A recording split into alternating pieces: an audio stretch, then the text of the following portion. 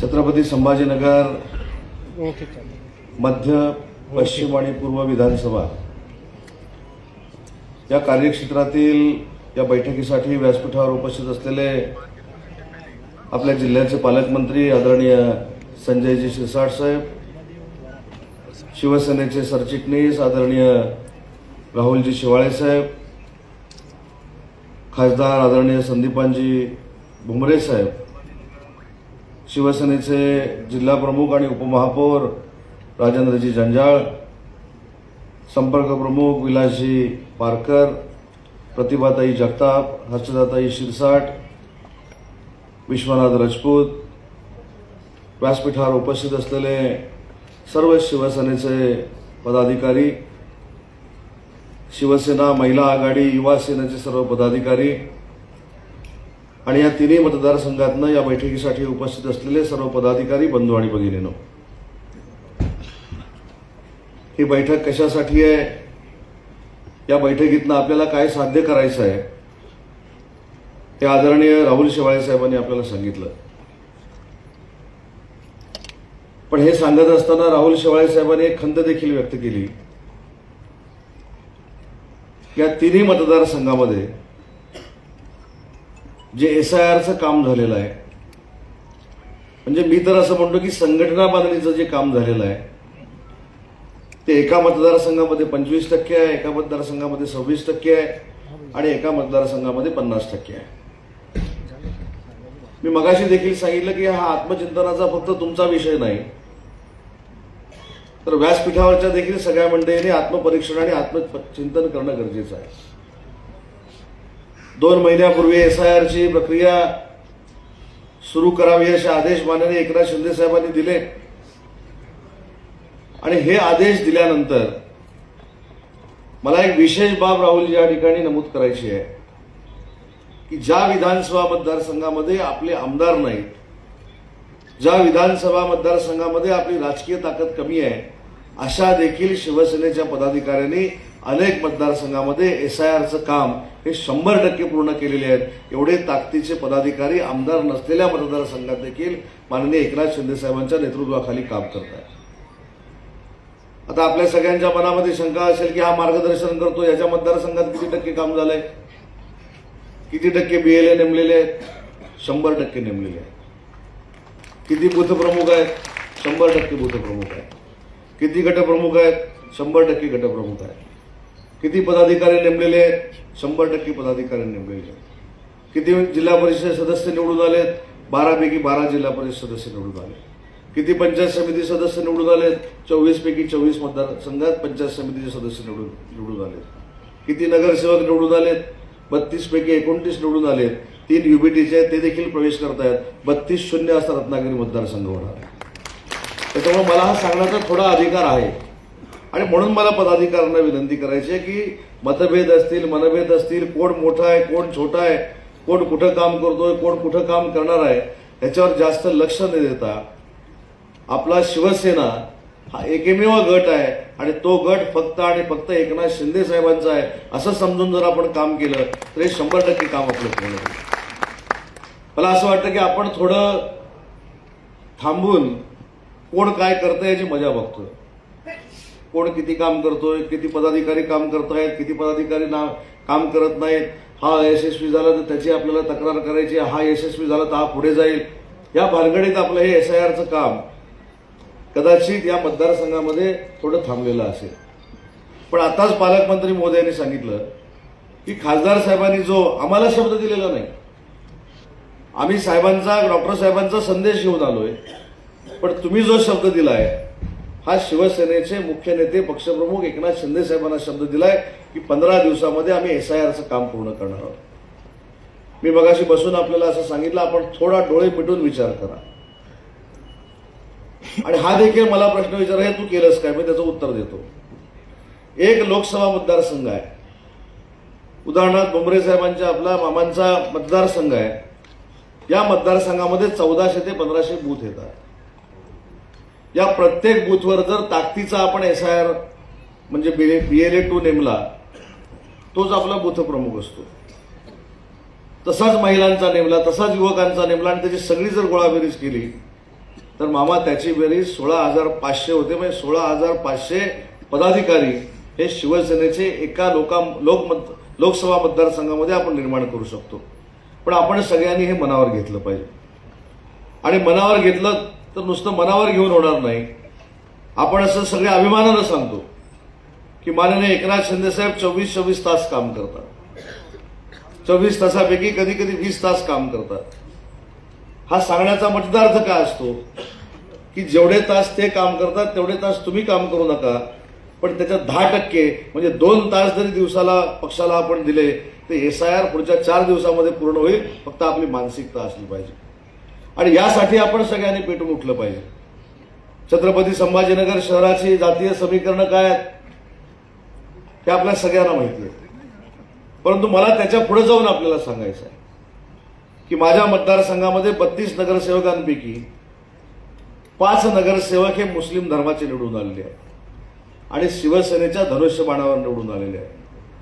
आपण त्यांच्यामध्ये देखील विश्वास निर्माण केला पाहिजे की तुम्हाला जर चांगली विकासाची कामं पाहिजे असतील तर तो आमचा फक्त आणि फक्त धनुष्यबाण करू शकतो, बाकी कोणी करू शकत नाही. हा विश्वास आम्ही त्या मोहल्ल्यामध्ये निर्माण केला.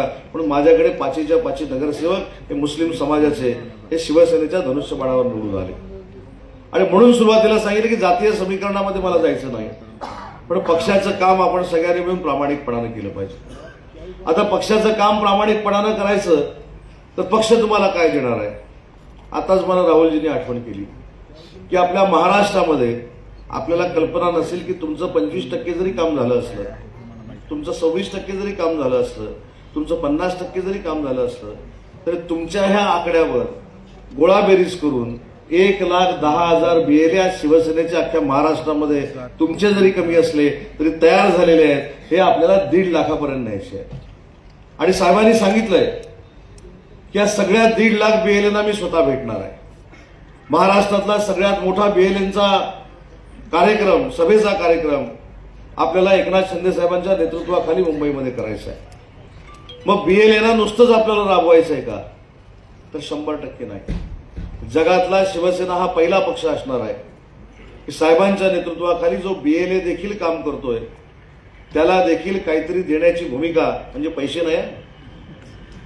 आता परत कोणतरी अर्थ लावते की 1.5 लाख लोकांना बहुतेक आता पैसेच मिळणार आहे, परंतु तुमच्या कार्याचा सन्मान करणारं काहीतरी माननीय एकनाथ शिंदे साहेब 1.5 लाख BLAला देणार आहेत. हे जाणीवपूर्वक मला या ठिकाणी नमूद करायचं आहे. असा कुठचाही पक्ष नाही जो तुमची काळजी घेणार आहे. असा कुठचाही पक्ष नाही की जो तुमच्या कुटुंबाची काळजी घेणार आहे. आणि असं कुटुंबाचं काळजी घेणारं बक्षीस माननीय एकनाथ शिंदे साहेब 1.5 लाख BLAंना देणार आहे.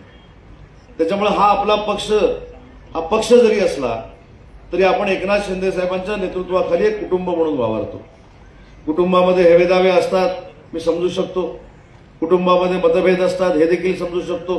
पण आपल्या मतभेदामुळे कुटुंब दुभंगणार नाही याची देखील जबाबदारी व्यासपीठावरच्या सगळ्या मंडळींनी आणि समोरच्या कार्यकर्त्यांनी देखील घेणं गरजेचं आहे. मी काही उदाहरणं महाराष्ट्रातली एवढ्यासाठीच राहुल शेवाळे साहेब मी देणार आहे. रत्नागिरी जिल्ह्यामध्ये जिल्हा परिषदेची निवडणूक झाली. किती सदस्य निवडून आले, काय आले, हा बाजूला आपण भाग ठेवू. पण असं एक चित्र निर्माण केलं गेलं होतं की माझ्या जिल्ह्यामध्ये स्वतः राज्यमंत्री योगेश कदम असल्यामुळे आमच्या दोघांमध्ये काहीतरी आता धुसफूस होणार आहे आणि जिल्हा परिषदेचा अध्यक्ष कोण करणार, कोण होणार, ह्याच्यावरनं वाद निर्माण होईल. शिरसाट साहेब, पहिल्याच बैठकीमध्ये मी योगेश कदमना सांगितलं की मी राज्याचा कॅबिनेट मंत्री आहे, माझ्या मतदारसंघामध्ये जिल्हा परिषदेचा अध्यक्ष नको, परंतु तुम्ही राज्यमंत्री म्हणून काम करताय. रामदासबाईंनी शिवसेना नेता म्हणून अनेक वर्ष काम केलेलं आहे. पहिली जिल्हा परिषद अध्यक्षाची टर्म ही तुम्ही तुमच्या मतदारसंघामध्ये घ्या आणि आम्ही त्यांचा जिल्हा परिषदेचा अध्यक्ष केला. आज आम्ही गुण्यागोविंदानं शिवसेनेची संघटना वाढवतोय. एवढं कौटुंबिक वातावरण शिवसेना पक्षामध्ये असलं पाहिजे. आमच्याकडे जर 2/3 मेजॉरिटी शिवसेनेची असल्यामुळं अनेकांना असं वाटतं की सभापतीच्या निवडीच्या वेळी काहीतरी गडबड होईल, नगराध्यक्ष निवडीच्या वेळी काहीतरी गडबड होईल. पण आपण सगळ्यांनी जर समंजसपणाने घेतलं आणि सगळ्यांनीच फक्त स्वतःचा गट नाही तर शिवसेना हा एकमेव गट आहे असं जर वागलं तर मला असं वाटतं की कुठेही शिवसेनेला अडचण येणार नाही. एवढी भरभक्कम ताकद बाकीच्या पक्षांपेक्षा जास्त ही शिवसेनेमध्ये आहे आणि त्याचा आपल्या सगळ्यांना अभिमान असला पाहिजे. अनेक गोष्टी जरी आम्ही संभाजीनगरमध्ये येत नसलो तरी आमच्या कानावर येतात कशा पद्धतीनं कामकाज चाललेलं आहे, कशा पद्धतीनं जिल्हा परिषदेची निवडणूक झाली, कशा पद्धतीनं महानगरपालिकेची निवडणूक झाली, त्याच्यामध्ये काय काय झालं या विश्लेषणामध्ये मला जायचं नाही. पण आपण सगळ्यांनी एक मान्य केलं पाहिजे की आपण कुठेतरी कमी पडलोय. छत्रपती संभाजीनगर हा शिवसेनेचा बालेकिल्ला असताना आपल्यामधल्या काही गोष्टींमुळे आपण समोरच्यांना संधी दिलेली आहे हे आपण खरोखरच कुठेतरी समजून घेतलं पाहिजे. मी अनेक वेळा छत्रपती संभाजीनगरमध्ये येतो. आपल्याला आठवत असेल की 4.5 वर्षापूर्वी 4 वर्षापूर्वी मी छत्रपती संभाजीनगरला ज्यावेळी पहिल्यांदा आलो होतो उद्योग मंत्री म्हणून, ते राज्याचे फलोत्पादन मंत्री आणि या जिल्ह्याचे पालकमंत्री संदीपान भुमरे साहेब होते. शिरसाट साहेब त्यावेळी आमदार होते आणि सगळ्यांनी मिळून शिरसाट साहेब माझ्याकडे मागणी केली होती की बजाजच्या प्रकल्पानंतर असा कुठचाही प्रकल्प मोठा या छत्रपती संभाजीनगरमध्ये आला नाही, एवढा मोठा प्रकल्प छत्रपती संभाजीनगरला उद्योग मंत्री म्हणून आपण द्यावा. राज्याचे मुख्यमंत्री एकनाथ शिंदे साहेब होते. पहिल्यांदा त्यावेळी आम्ही दावोसला गेलो आणि त्या दावोसमधनं पहिल्यांदा 50,000 कोटी रुपयाची गुंतवणूक जर कुठं आली असेल तर ती आपल्या छत्रपती संभाजीनगरमध्ये आली. हा देखील इतिहास तुम्हाला फुटता येणार नाही. पण याचा फायदा आपण किती करून घेतला, या फायद्यातनं आपण संघटना किती वाढवली, या सगळ्या उपाययोजनेमधनं आपण किती जिल्हा परिषद सदस्यांपर्यंत पोहोचलो, किती महानगरपालिकेच्या नगरसेवकांपर्यंत पोहोचलो, हा देखील विचार आपण सगळ्यांनी केला पाहिजे. असंच एकदा ऑरिक सिटीमध्ये गेलो होतो. ऑरिक सिटीमध्ये गेल्यानंतर थोडं उंचावर गेल्यानंतर समोर एक मला हायवे दिसला आणि मी माझ्या अधिकाऱ्यांना विचारलं हा हायवे कुठचा आहे, तर ते मला म्हणले समृद्धी महामार्ग आहे.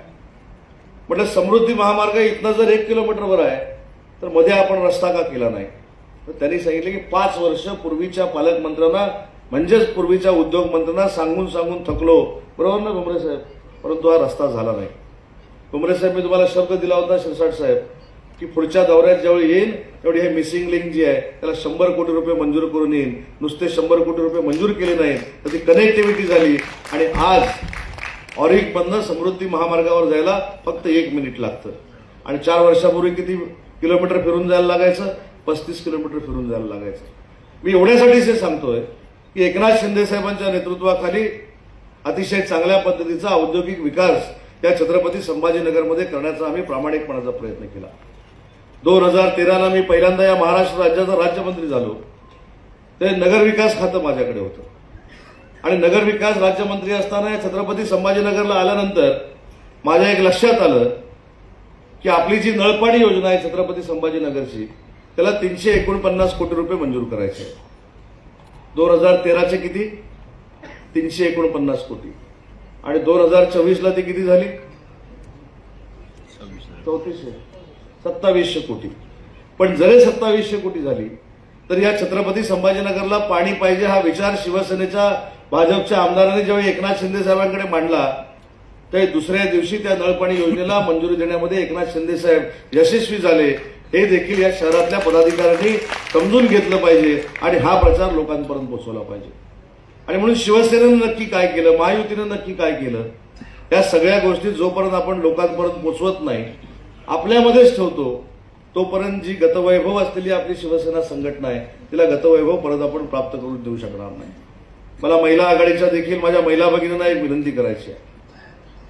आपल्या शिवसेनेचं नेतृत्व ज्यांनी महिलांसाठी महिला भगिनींसाठी अनेक निर्णय 2.5 वर्षाचे मुख्यमंत्री असताना घेतले, त्याच्यामध्ये मुख्यमंत्री लाडकी बहीण योजना असेल, लखपती दिदी योजना असेल, ग्रामीण भागातल्या महिलांसाठी 50% मोफत प्रवास एसटीतनं असेल, त्या सगळ्या गोष्टी कोणासाठी साहेबांनी केल्या तर करोडो महिला भगिनींसाठी घेतल्या. आणि अभिमानानं ते सांगतात की मंत्री आहे, मुख्यमंत्री आहे, उपमुख्यमंत्री आहे, याच्यापेक्षा माझ्या लाडक्या बहिणींचा मी लाडका भाऊ आहे, हे जे पद आहे हे माझ्या दृष्टीनं सगळ्यात मोठं आहे असं सांगणारं नेतृत्व शिवसेनेचे मुख्य नेते म्हणून काम करत आहेत. आणि म्हणून महिला भगिनींची देखील जबाबदारी आहे की ज्या नेत्यानं ज्या नेतृत्वानं महिला भगिनींना सक्षम करण्यासाठी अहोरात्र मेहनत घेतली, स्वतःच्या पायावर उभं करण्यासाठी ताकद महिला भगिनींना दिली, त्या महिला संघटनेने देखील प्रत्येक बूथवर आपली महिला भगिनी BLA असले पाहिजे यासाठी काम करणं गरजेचं आहे. आज 15 दिवस तुम्ही दिलेले आहे, फक्त तारीख काही तुम्ही सांगितलेली नाही. आजपासून ना मामा, म्हणजे आजच्या तारखेपासून 15 दिवस. आता सगळे मला सिनियर आहेत, ते पुढच्या वेळी 15 दिवसांना मला आणि राहुलजींना विचारतील आम्ही 15 दिवस सांगितलं होतं, महिना कुठं सांगितलं होतं, वर्ष कुठं सांगितलं होतं. त्याच्यामुळे पुढच्या 15 दिवसात आजपासून पारकर साहेब पुढच्या 15 दिवसामध्ये आपण हे सांघिक काम करू. हे एकट्याचं काम नाही हे देखील मला माहिती आहे. आज आम्ही फार मोठ्या फुशारक्या मारतो, आमच्याकडे संघटना फार ताकदीनं आम्ही उभी केली, पण हे काही एकट्यानं आम्ही केलं नाही. आमच्याकडे सांघिक नेतृत्व आम्ही विकसित केली ग्रामीण भागातली, शहरातली, आणि त्याच्यानंतर ते आमचे मतदारसंघ सांभाळतात, ते आमचे BLA करतात, ते आमचे तिथले जिल्हा परिषद सदस्य निवडून आणतात. फक्त श्रेय आम्हाला मिळतं. आणि म्हणून हे आमचं श्रेय नाही, तर ते संघटनेचं, पदाधिकाऱ्यांचं आणि शिवसैनिकांचं श्रेय आहे. या भूमिकेतनं आपण जर कामाला लागलो तर 15 दिवसात कशाला, पुढच्या 5 दिवसात संघटनेच्या सगळ्या अपेक्षा छत्रपती संभाजीनगर शहरातले सगळे पदाधिकारी पूर्ण करू शकतील, हा विश्वास माझ्यासारख्या कार्यकर्त्याला आहे. आणि म्हणून सगळ्यांनी एक दिलानं, एक संघपणानं, मगाशी राजेंद्र जंजाळ काहीतरी म्हणाले की बंद खोलीत चर्चा करू. मला असं वाटतं की छत्रपती संभाजीनगरची बंद खोलीतली चर्चा जोपर्यंत काही थांबत नाही तोपर्यंत संघटना काय वाढायची नाही. बघा, ह्या वाक्याला टाळ्या भरपूर पडलेल्या आहेत. त्याच्यामुळे बंद खोलीत कोणाबरोबर बसायचं तर साहेबांबरोबर बसायचं, आमच्यावर बसायची देखील गरज नाही. आपण खुल्या दिल्यानं जे काय कोणाचं चुकत असेल ते संघटनेसाठी चुकलं असं समजून जर संघटनेच्या साठी अहोरात्र राजेंद्रजी आपण मेहनत केली तर कुठची संघटना आपल्याला रोखू शकत नाही. एवढी ताकद एकनाथ शिंदे साहेबांच्या नेतृत्वाखाली आहे. एवढी जाणीव जर आपल्याला झाली तर 15 दिवसात कशाला, पुढच्या 15 मिनिटात सगळे एकत्र बसून तुम्ही SIR ते सगळे करू शकता. पण मानसिकता असली पाहिजे. आणि हे बंद खोलीची प्रथा पारकर साहेब आता आपण बंदच करून टाकू. जे काय बोलायचं सगळे पत्रकारांना समोर ठेवून, आता कसं आपण बोलतोय तसं बोलू. म्हणजे 4 भिंतीच्या आत काय घडलं, शिरसाट साहेब काय बोलले, उदय सामंत काय बोलला, राहुल शेवाळे काय बोलले, हे सांगायचीच वेळ येणार नाही. जे काय आम्ही बोललो ते तुमच्या समोर बोललो. त्याच्यामुळे एंटी चेंबर असावा, पण तो संघटनेच्या कामासाठी असू नये. संघटना ही आपलं कुटुंब आहे असं समजून जर आपण कामाला लागलो तर आपण सगळेजण मोठे होऊ शकतो. कारण प्रत्येकालाच काही आमदार होता येणार नाही. काही जिल्हा परिषद सदस्य होतील, काही पंचायत समितीचे सदस्य होतील, काही नगरपालिकेचे नगरसेवक होतील, काही महानगरपालिकेचे नगरसेवक होतील. आणि अशा पद्धतीनं हा जो डोलारा संघटनेचा उभा राहील त्यासाठी आपण मेहनत केली पाहिजे. आणि आपल्या सगळ्यांना अभिमान असला पाहिजे. खरं तर आमच्या पूर्वी उठावामध्ये संजय शिरसाट साहेब, तुम्ही आणि भुमरे साहेब होता, त्याच्याबद्दल अजिबात आम्हाला दुमत नाही. उलट दोघांबद्दल आम्हाला आदर आहे. आम्ही शेवटच्या क्रमांकाचे खेळाडू आहोत, ते देखील आम्हाला माहिती आहे. परंतु हे सगळं करत असताना 4 वर्षापूर्वी माननीय एकनाथ शिंदे साहेबांनी उठाव केला आणि देशाचा एकमेव नेता एकनाथ शिंदे साहेब एवढ्या ताकदीचा नेता आहे. या महाराष्ट्रामध्ये प्रत्येक निवडणुकीला आपण 2 नंबरला राहिलो. नगराध्यक्षाच्या निवडणुका झाल्या, आपले 72 नगराध्यक्ष झाले. जिल्हा परिषदेच्या निवडणुका झाल्या, आपले 2 नंबरचे जिल्हा परिषद सदस्य झाले, 2 नंबरचे पंचायत समितीचे सदस्य झाले. महानगरपालिकेच्या निवडणुका झाल्या, 500 पेक्षा जास्त महानगरपालिकेचे नगरसेवक अख्ख्या महाराष्ट्रामध्ये आपले निवडून आले. मग एवढा जर चेहरा आपल्याला मतं मिळवून देणार आहे तर आपण सगळ्यांनी एकच समजून घेतलं पाहिजे की माझ्या चेहऱ्यामुळे मला मतं पडत नाहीत, शिवसेनेच्या चेहऱ्यामुळं आणि माननीय एकनाथ शिंदे साहेबांच्या चेहऱ्यामुळं मला मतं पडतात. ही जाणीव जर कार्यकर्त्यांमध्ये निर्माण झाली तर 4 भिंतीच्या आत बोलण्याची गरजच उद्भवणार नाही. आणि म्हणून माझी आपल्याला विनंती आहे की आम्ही आलोय तुमचे प्रतिनिधी म्हणून आलोय. आम्ही काय तुमच्यावर बॉसिंग करायला, तुमच्यावर जबरदस्ती करायला आलो नाही. पण आम्ही जे काय ऐकलं ते पदाधिकारी मात्र संभ्रमावस्थेत आहे. आम्ही 4 जणांचंच ऐकलं, पण ही 4 जणांच्या पदाधिकाऱ्यांची संभ्रमावस्था अशी काय आहे ही पारकर साहेब आपण दूर केली पाहिजे.